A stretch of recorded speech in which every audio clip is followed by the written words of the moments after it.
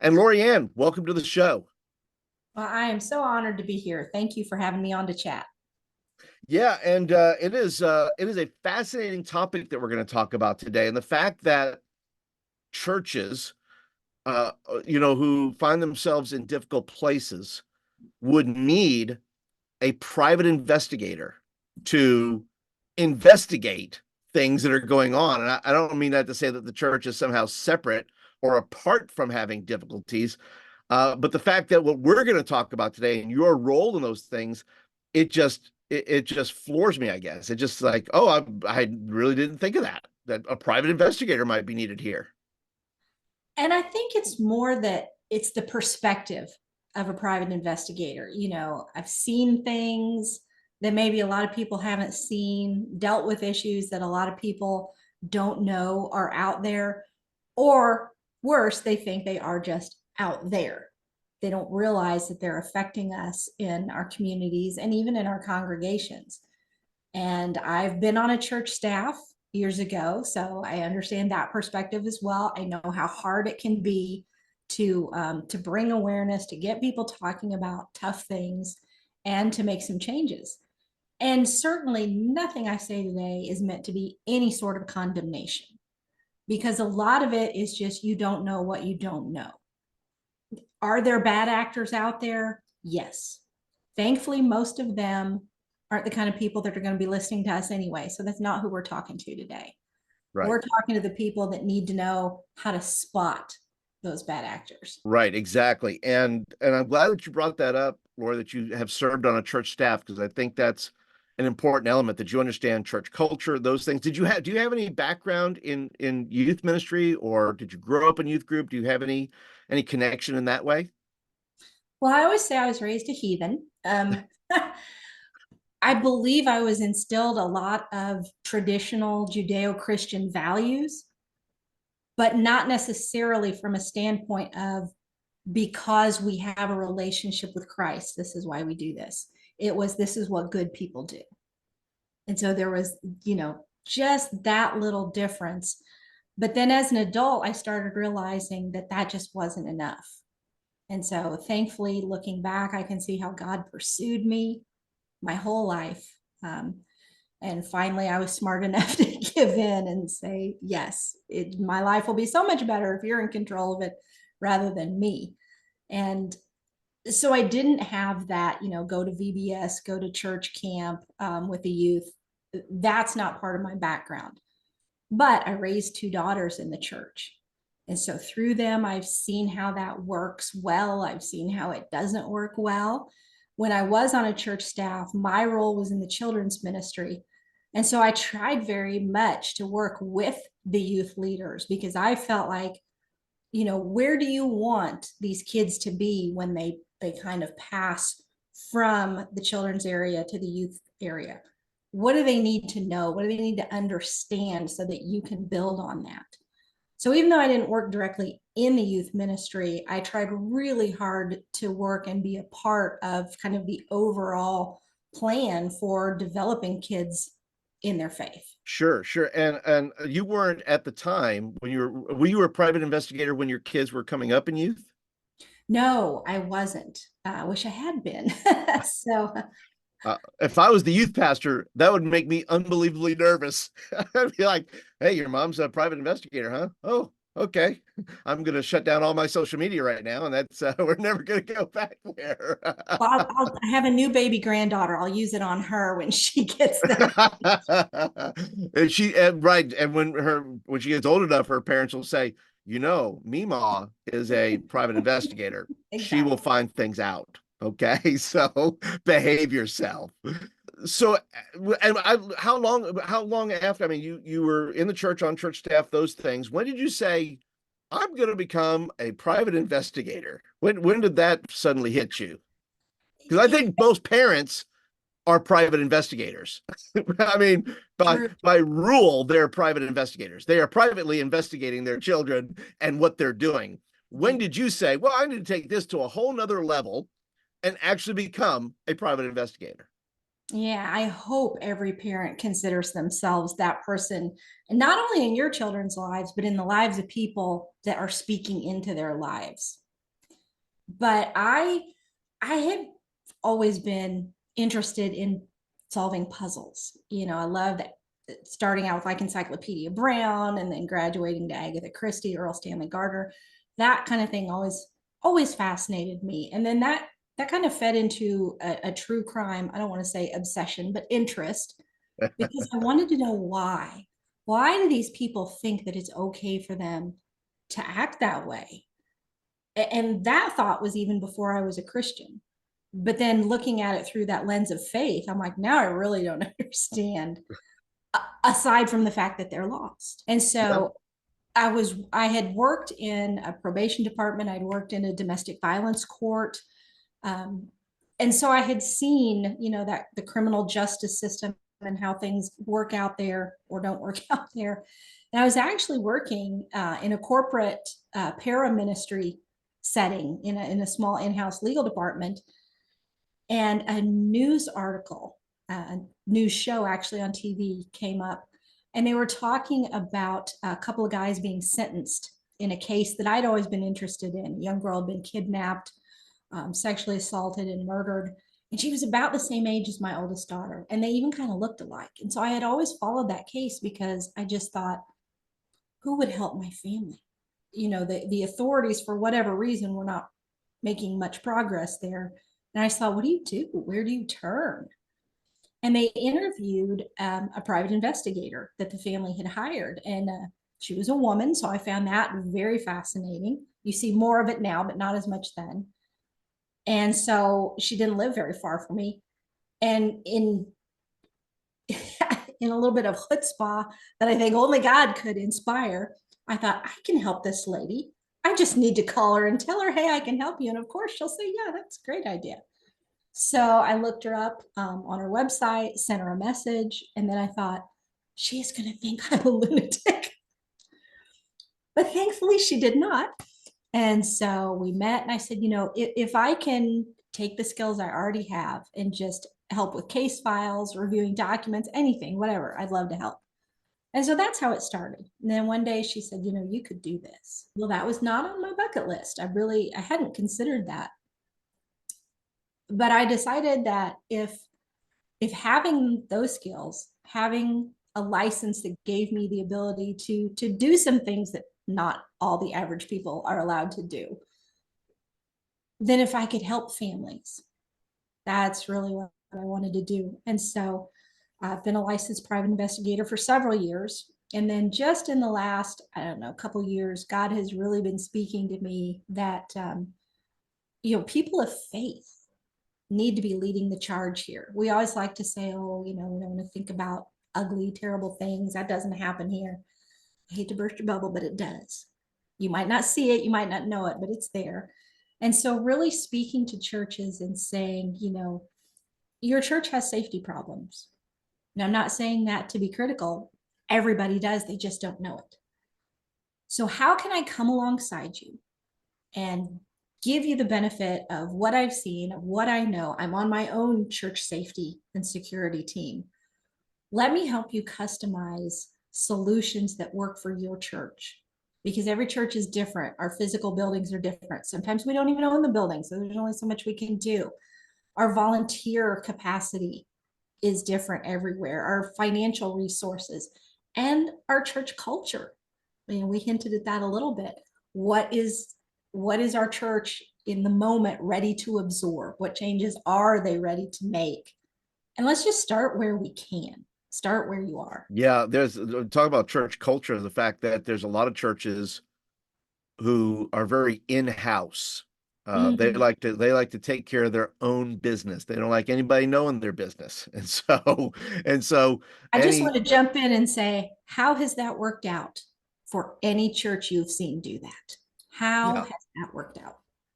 yeah, not as well as they probably thought it was going to work out. And Yeah. I think that's an important part too, is that when the church, the local church congregation has to know when they can't do everything, and that they have to realize that some protocols are needed for change, because if they don't, then the end result is, like you said, is usually not very good.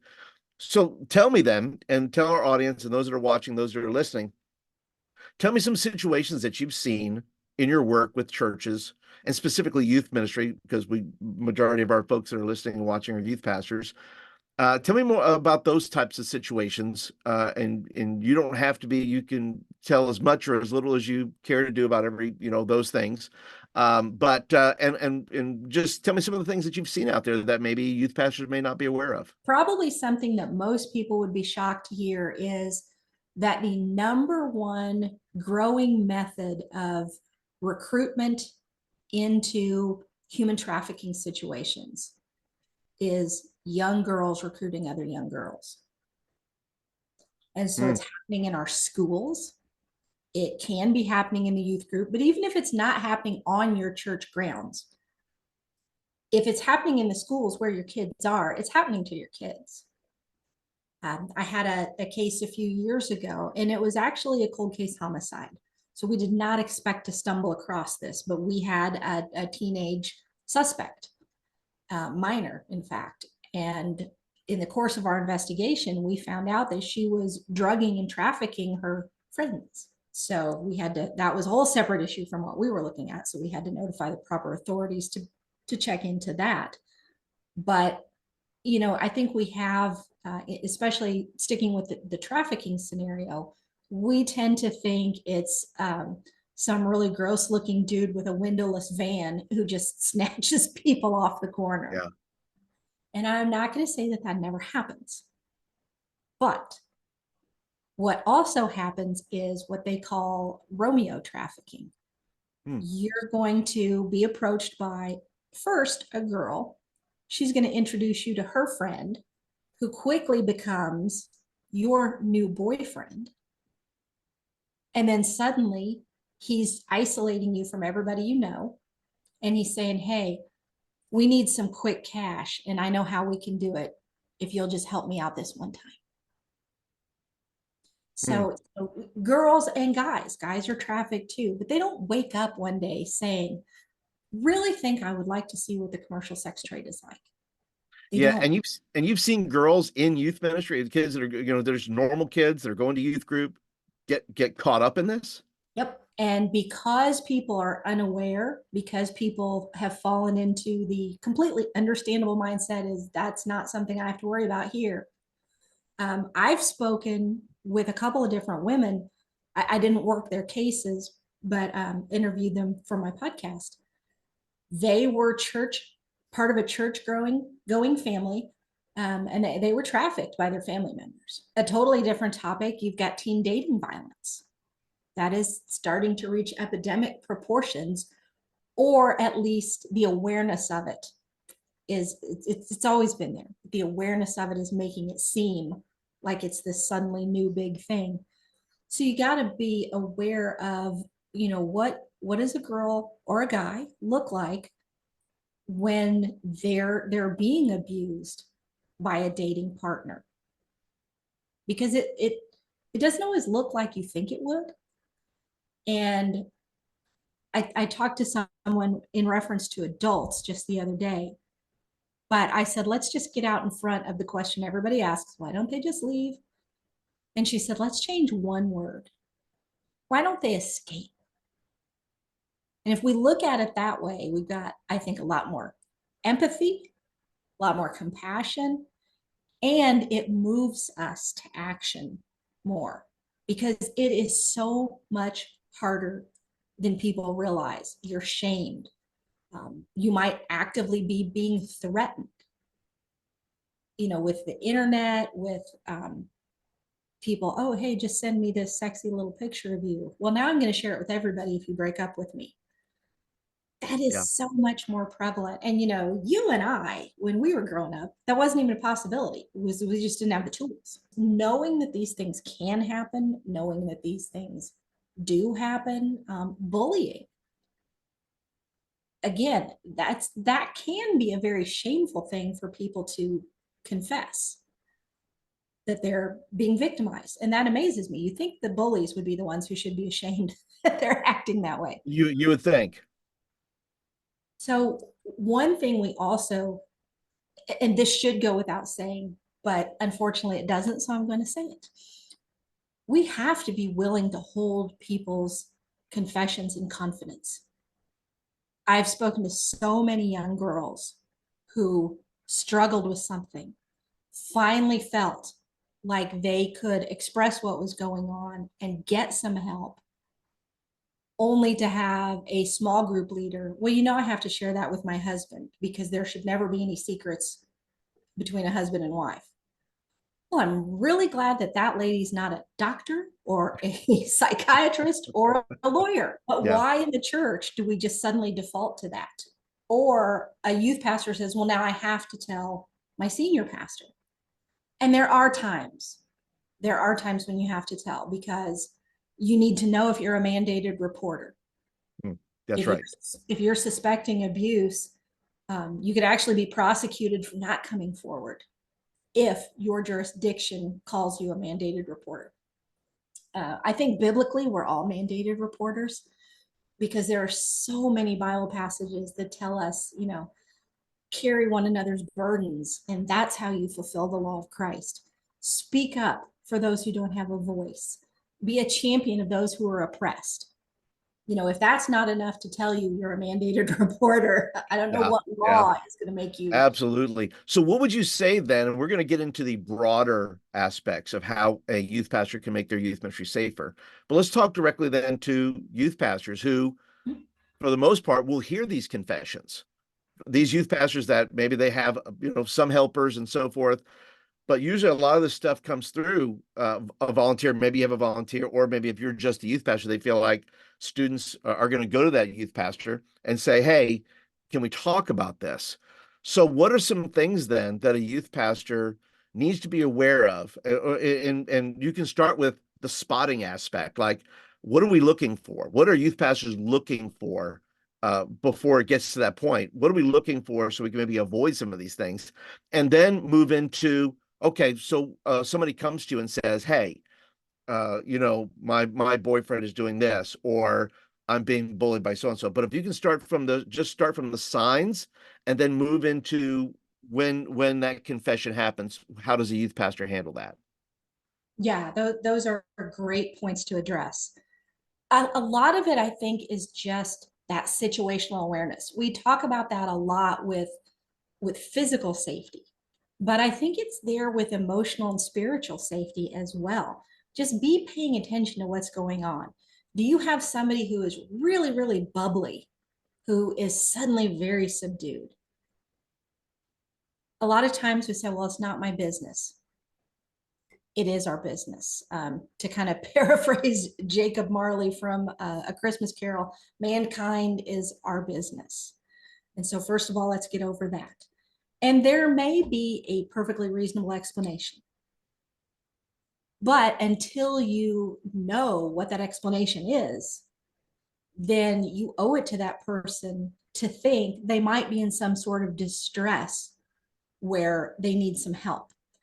And so just let them know first and foremost that you are a safe person to talk to. That has to be the culture of your youth group. You will be listened to. You will not be shamed. You will not be blamed. Your confidences will not be shared unless I'm required by law or I really believe there is a major safety issue that we need to talk about. So you got to let people know. You can't just blindly promise them, well, I'll never tell anybody anything. And then suddenly they drop this bomb on you where you're like, well, I have to tell somebody. Yeah, there's nothing worse than a youth pastor that breaks a trust that then affects everything going forward. Because if you break that trust, other kids then ask, will they break my trust? Oh, exactly. And when you break that trust too, you have to wonder, is that going to be something that causes this person not just to walk away from the youth group, not just to walk away from the church, but to walk away from their faith? And I'm not trying to say that you are responsible for anybody rejecting the faith, but we Right. do have to own our part that may have contributed.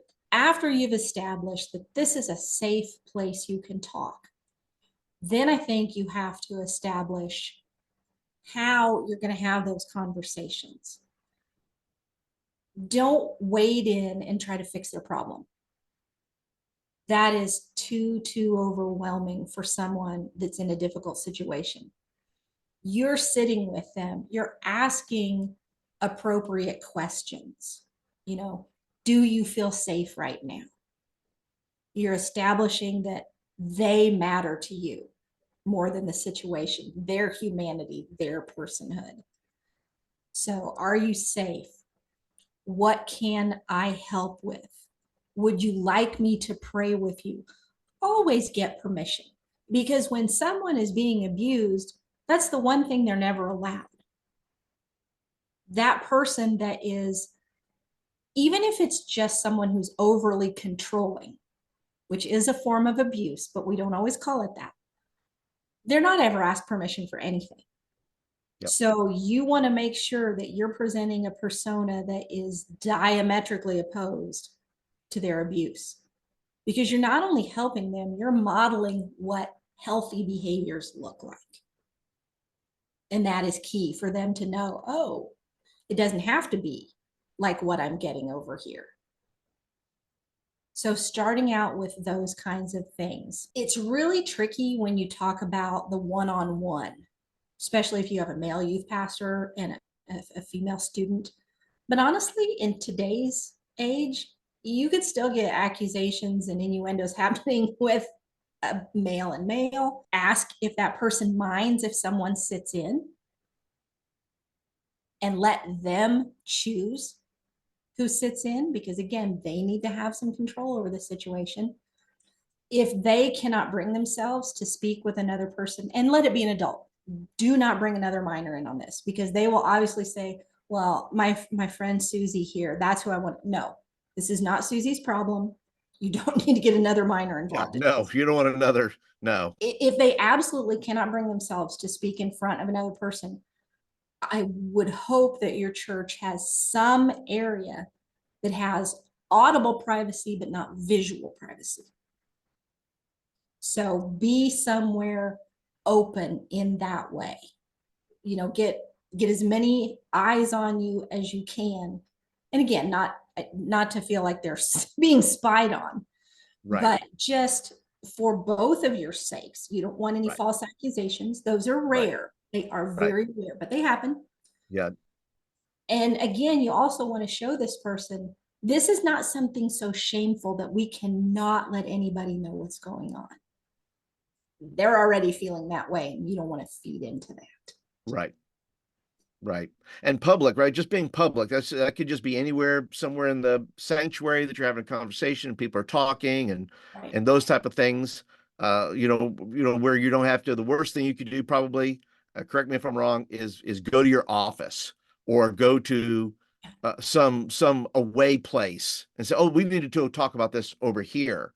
Right. It's probably not the wisest decision. And be strong enough to be able to say, if you are in an open area, you know, you're kind of off, but it's open. You don't want anybody approaching you. So make sure that you are strong enough in yourself that if you see somebody approaching you, you give them one of these. You Yeah. don't break. And for those that are listening, she put up a hand. Oh, sorry. It's okay. And for those who listen, she put up a hand and says, "Hey, just stop right there. I'm in a moment right now. I need space to have a conversation here. Hang back for a minute." Because you don't want to break the flow if that person is finally able to speak. And again, you're communicating to that person, you are my priority in this moment. And that may not be something they've ever gotten from anyone.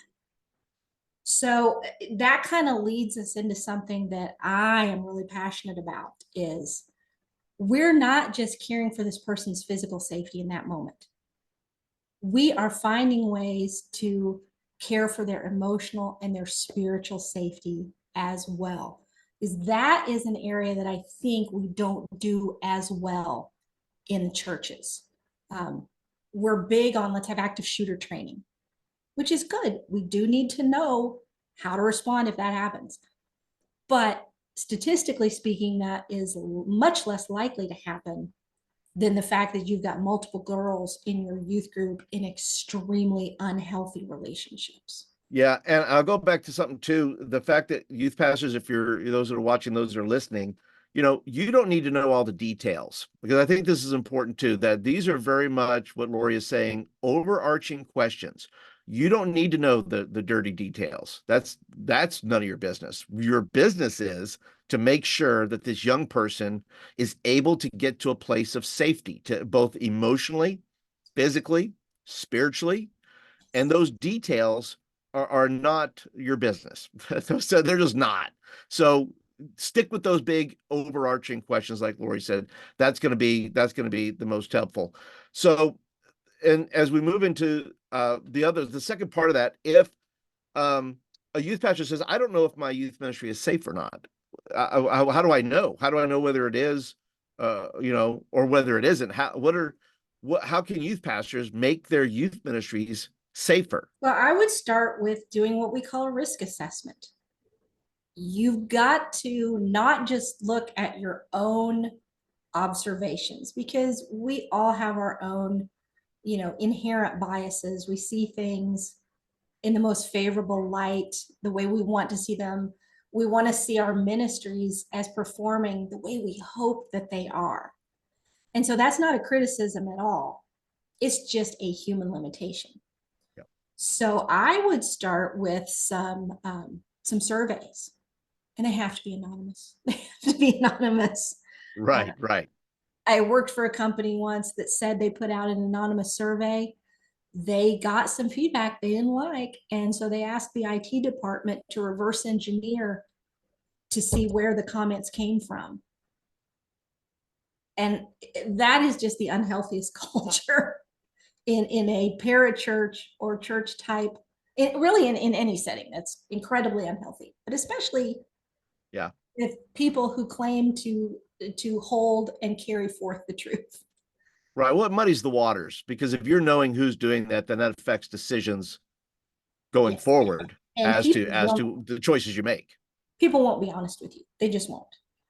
You Yeah. need honest information. Data analysis is worthless if your data is corrupted. So ask your volunteer leaders, what are we doing well? Are we not doing well? Are there areas where you're concerned about safety? And make sure you say physical, emotional, spiritual, because when people hear the word safety, security, they simply think, is anybody getting beat up? Is anybody bringing a gun to youth group? And they Yeah. stop there. So get that information and see what people think.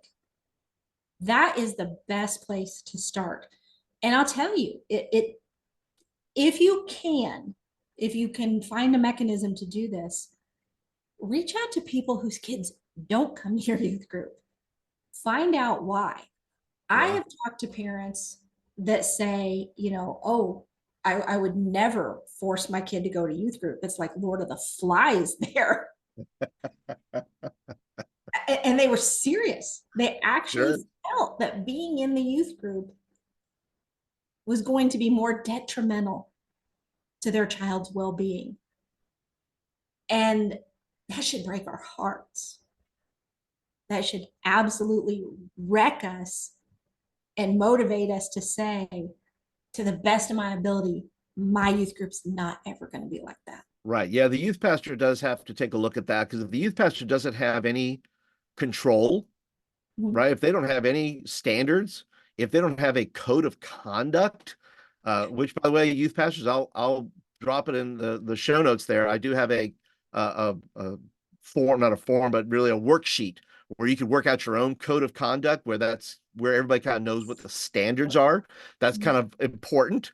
But yeah, I've had, yeah, those that's an observation I don't think that youth pastors think about, is that outside opinion as to why a student doesn't come. They just have their own kids, and they get very dialed in to Yeah. what's in front of them versus what's around them. And that's why I offer the consulting services that I do. I can be that person that doesn't have any preconceived notions about what's going on in your youth group. And I don't have to be your friend long term, so I can be brutally honest with you because I love the church. I know it's easy to look at the things I'm saying that, well, we're not doing this well, we're not doing that well.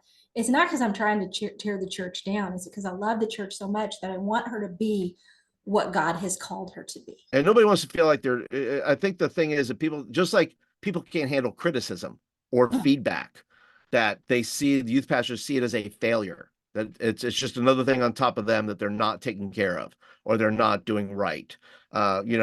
Pastors in general, egos are fragile. If you're the leader, your ego's a little fragile anyway, because you don't want to hear this feedback or this criticism or those type of things because you're already feeling pressure from other places.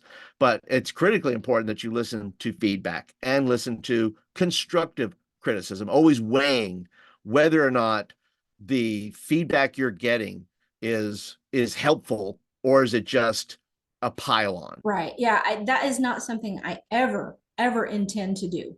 But I want to challenge people. I know it is hard to get feedback that isn't positive, isn't what you want to hear. And a lot of times it's not fair. Remember, I was on a church staff. I got those emails.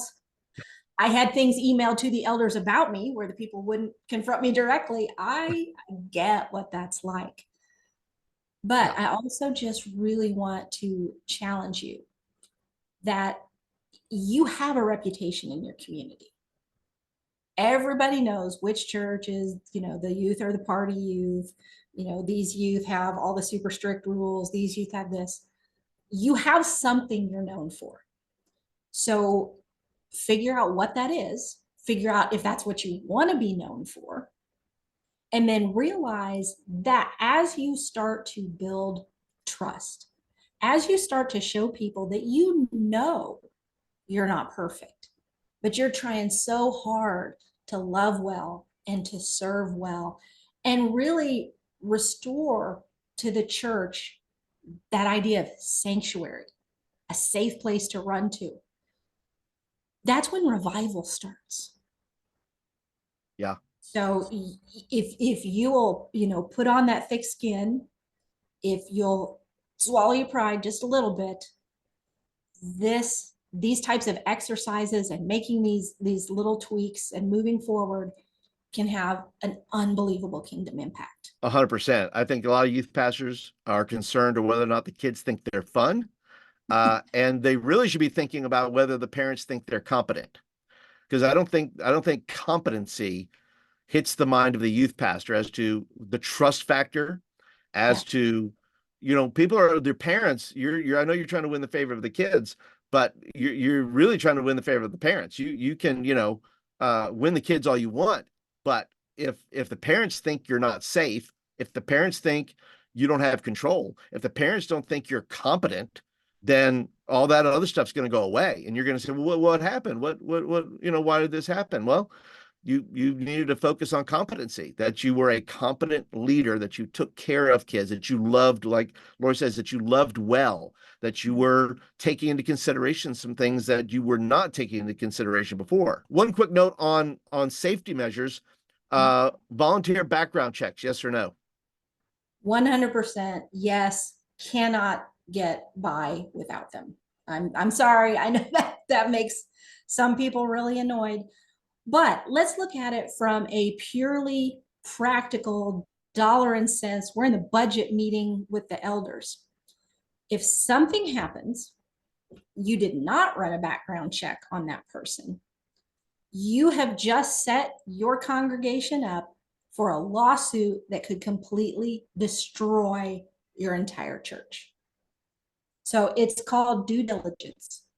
We do it in businesses. We should do it in businesses.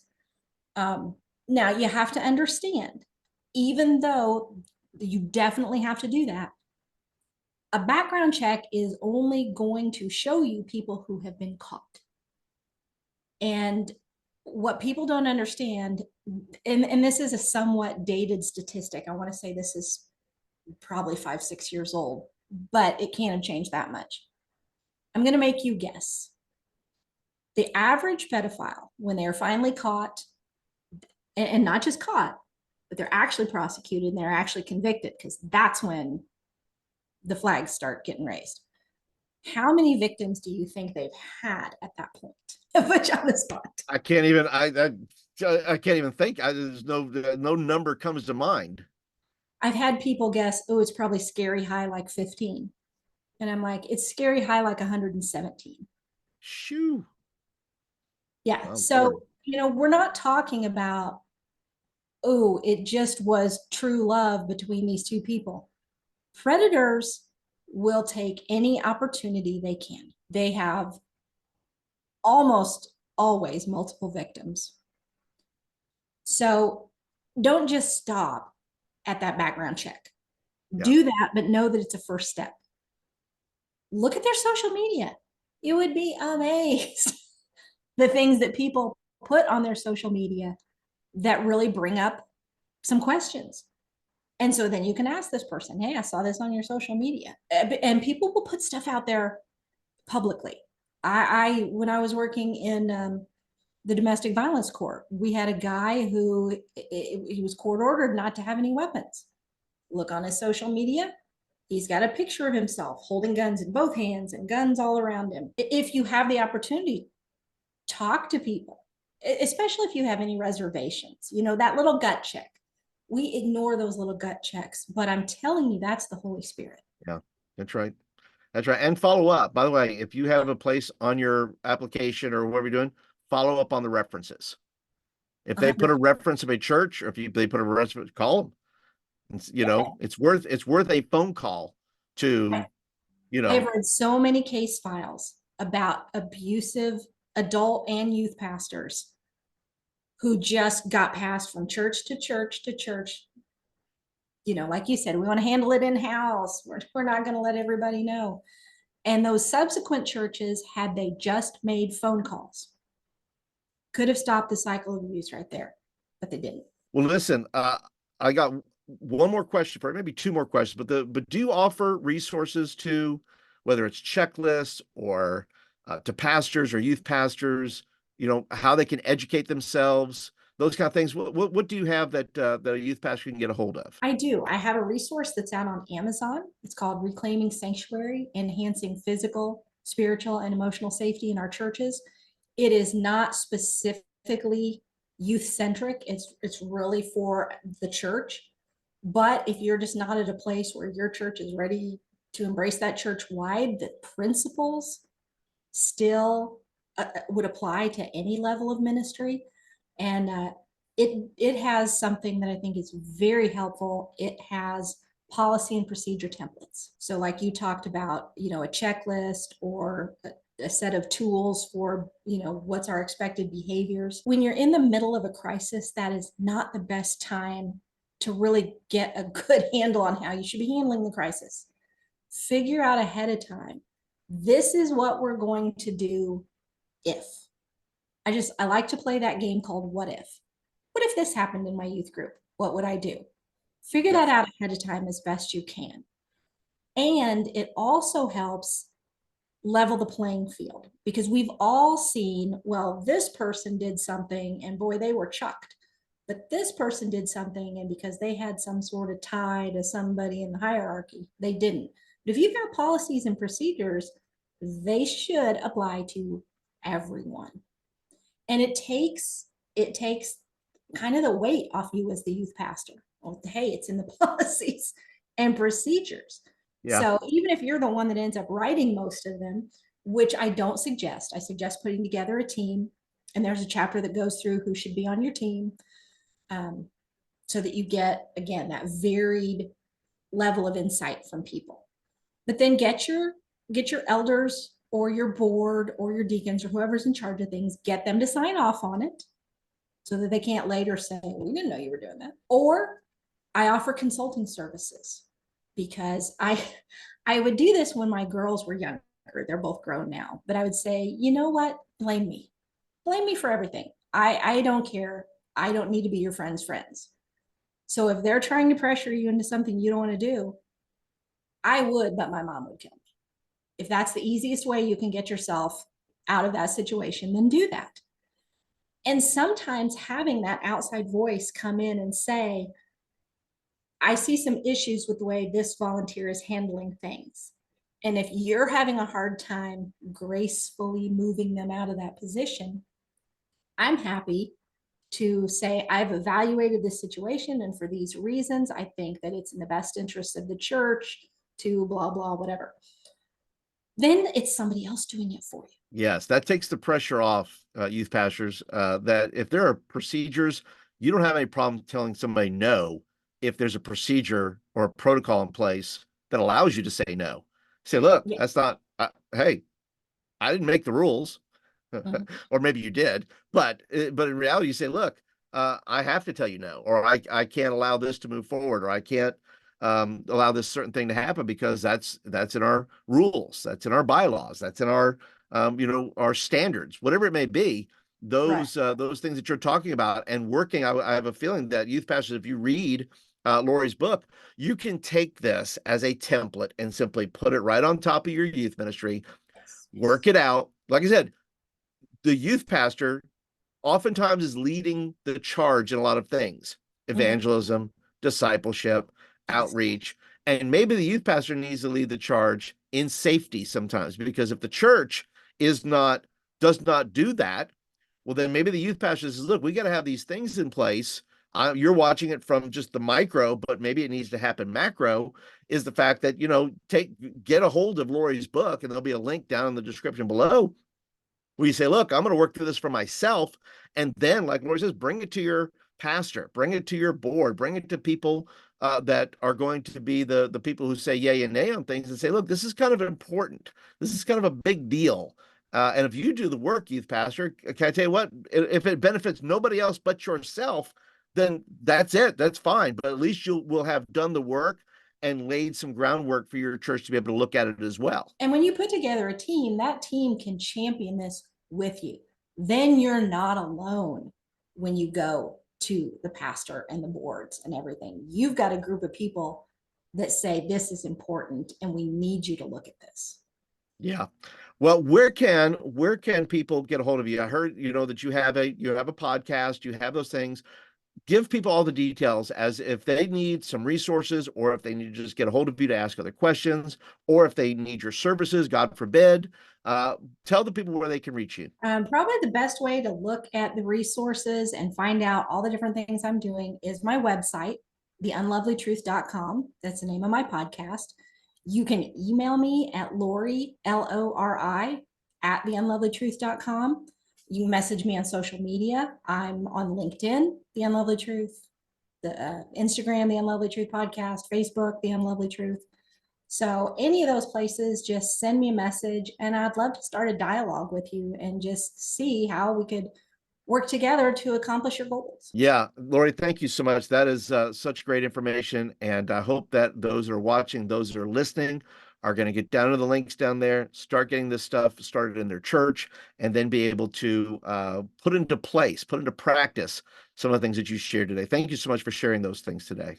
Oh, thanks for having me. I've really enjoyed chatting with you.